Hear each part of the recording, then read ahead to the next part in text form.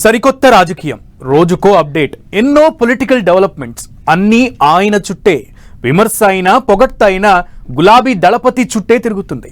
ప్రజలు మాట్లాడుకున్న మీడియా కూడా కవరేజ్ చేసిన అధికార పార్టీ నేతలు ప్రెస్ మీట్ పెట్టినా కేసీఆర్ పేరు లేకుండా కన్క్లూజన్కు రావడం కష్టమే. ఏడాది పాలన విజయోత్సవాలు చేసుకుంటున్న కాంగ్రెస్ కూడా ఇప్పుడు గులాబీ దళపతి జపమే చేస్తుంది.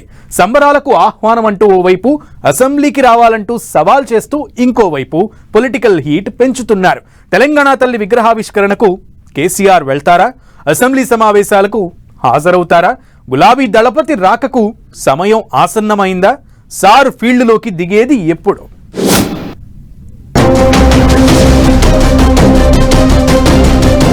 తెలంగాణ పొలిటికల్ పిక్చర్ మారుతోంది. ఏడాది పాలనపై కాంగ్రెస్ జోష్ మీదుంటే పోరుబాటతో గులాబీ పార్టీ ఊపు మీదుంది. తగ్గేదేలే అంటూ ఎందాకైనా రెడీ అంటోంది. అటు కాంగ్రెస్ మాత్రం కలిసి రండి, సలహాలు సూచనలు ఇవ్వండి, ఏడాది సంబురాలకు హాజరవ్వండి అంటూ ఆహ్వానిస్తోంది. సెక్రటరియట్ లో తెలంగాణ తల్లి విగ్రహావిష్కరణకు కేసీఆర్ తో పాటు గులాబీ నేతలను ఇన్వైట్ చేస్తోంది కాంగ్రెస్. మరోవైపు సీఎం రేవంత్ రెడ్డి సలహాలు సూచనలు కోరుతున్నారు.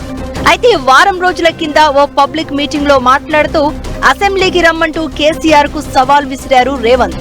దీంతో తెలంగాణ పొలిటికల్ సినారియో గమ్మత్తుగా మారింది. కాంగ్రెస్ స్ట్రాటజీ మార్చి విమర్శలు చేస్తూ దూకుడుకు బదులుగా బీఆర్ఎస్ ను ఇరకాటంలో పెట్టే ప్రయత్నం చేస్తోందన్న టాక్ వినిపిస్తోంది. కాంగ్రెస్ ఇన్విటేషన్ గులాబీ దళం లైట్ తీసుకుంటోంది. ఓవైపు రెచ్చగొట్టుకుంటూ ఇంకోవైపు సలహాలు సూచనలు అంటూ మొసలి కన్నీరు కారుస్తున్నారని మండిపడుతున్నారు బీఆర్ఎస్ నేతలు. మొన్నటి వరకు దమ్ముంటే అసెంబ్లీకి రావాలని కేసీఆర్ కు సవాల్ విసిరిన రేవంత్ ఇప్పుడు టోన్ మార్చి బ్లేమ్ గేమ్ ఆడుతున్నారని అటాక్ చేస్తున్నారు. కేసీఆర్ ను అసెంబ్లీకి పిలిచి అవమానించాలి అనేది రేవంత్ కాంగ్రెస్ నేతల కుట్ర అని అభిప్రాయపడుతోంది గులాబీ పార్టీ. తెలంగాణ తల్లి విగ్రహావిష్కరణకు పిలవడం కూడా రాజకీయ కోణమే తప్ప రాష్ట్రాన్ని సాధించిన నేతకు గౌరవం ఇవ్వడం లేదని, అలాంటప్పుడు కాంగ్రెస్ కార్యక్రమాలకు తామెందుకు హాజరవుతామని ప్రశ్నిస్తున్నారు. కేసీఆర్ రూపొందించిన తెలంగాణ తల్లి విగ్రహం, కేసీఆర్ రాయించిన తెలంగాణ గీతం, రాష్ట్ర చిహ్నం మార్చి రేవంత్ సిల్లీ పాలిటిక్స్ చేస్తున్నారని మండిపడుతోంది బీఆర్ఎస్. కాంగ్రెస్ నేతలు ఆహ్వానం, సవాల్ ఎలా ఉన్నా కేసీఆర్ మాత్రం జనవరి 15 తర్వాత సంక్రాంతి పీడ దినాలు అయిపోయాక ఫీల్డ్లోకి దిగాలని భావిస్తున్నారట. కాంగ్రెస్ ప్రభుత్వానికి ఏడాది సమయం ఇవ్వాలని భావించిన గులాబీ బాస్ జనవరి నుంచే ఫుల్ టైం పబ్లిక్ లోనే ఉండేలా ప్లాన్ చేస్తున్నారట. కాంగ్రెస్ వైఫల్యాల మీద సమర భేరీ పూరించబోతున్నారట. రేవంత్ సర్కార్ ఫెయిల్యూర్స్ పై భారీ బహిరంగ సభ పెట్టి ప్రజల్లోకి వెళ్లాలి అని ఫిక్స్ అయ్యారట. అందుకు జనవరి 15 తర్వాత ముహూర్తం ఖరారు చేసుకుంటున్నారట గులాబీ దళపతి.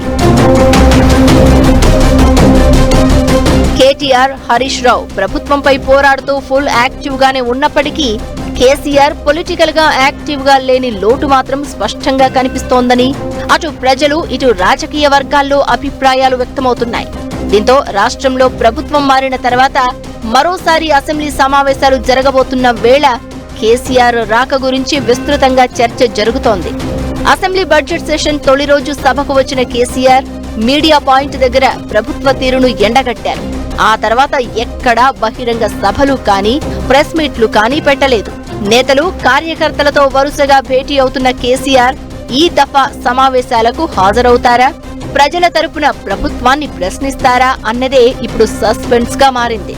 ఈ మధ్య మీడియా ప్రశ్నలకు సమాధానంగా అసెంబ్లీలో కేసీఆర్ ప్రళయ గర్జన చూడబోతున్నారంటూ చెప్పారు కేసీఆర్. ఆ లెక్కన సార్ సభకు వెళ్తారన్న చర్చ కూడా జరుగుతోంది. అయితే కేసీఆర్ రాక మరింత జోష్ తీసుకొస్తుంది అనడంలో డౌట్ లేదు. అయితే ఆయన రాకపై బీఆర్ఎస్ వర్గాల్లోనూ స్పష్టత కనిపించడం లేదు. అసెంబ్లీ సెషన్ పూర్తి షెడ్యూల్ వచ్చాక కేసీఆర్ నిర్ణయం తీసుకుంటారని పార్టీ వర్గాలు చెప్తున్నాయి. ఒకవేళ అసెంబ్లీ సమావేశాలకు కేసీఆర్ హాజరైనా ఆయనకు తగిన ప్రాధాన్యత ఉంటుందా? సభలో కేసీఆర్ కు మైకు ఇవ్వకుండా ప్రభుత్వం అవమానిస్తే ఎలా అనే అంశాలపై కూడా గులాబీ పార్టీ చర్చించుకుంటోంది. ఏదేమైనా అధినేత ఆగమనానికి సమయం ఆసన్నమైందన్నది పార్టీ శ్రేణుల అభిప్రాయంగా తెలుస్తోంది. చూడాలి మరి గులాబీ బాస్ నిర్ణయం ఎలా ఉండబోతోందో.